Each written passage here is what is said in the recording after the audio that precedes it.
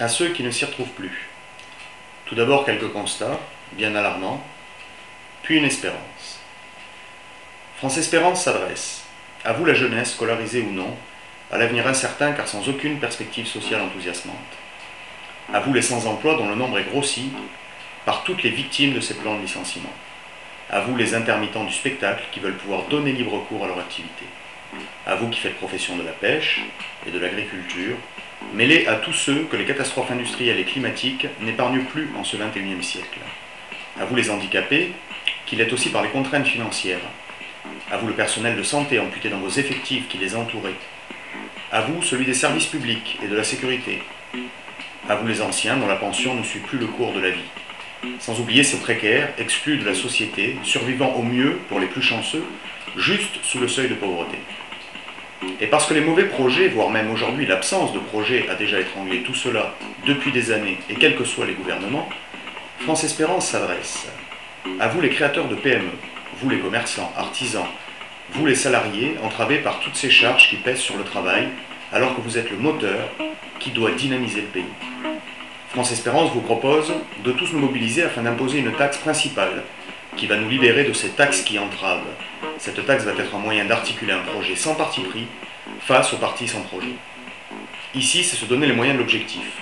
Pour s'y retrouver, le moyen, le 1% Espérance, une fiscalité novatrice, taxer l'activité économique plutôt que le travail.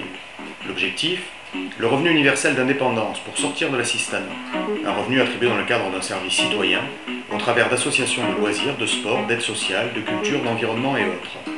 Familiariser le jeune à une activité choisie au sein de ces associations, c'est lui donner la motivation d'apprendre et de se perfectionner en avant de la voie professionnelle qui l'attend, sous le regard et l'accompagnement de ses aînés qui ne peuvent ainsi plus être ignorés ou considérés comme des ennemis.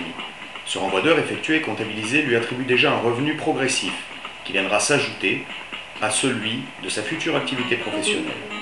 Mais entendons-nous bien, puisque ce revenu se veut universel, tout à chacun qui renverra les heures nécessaires à sa constitution se verra attribuer celui-ci tout au long de sa vie.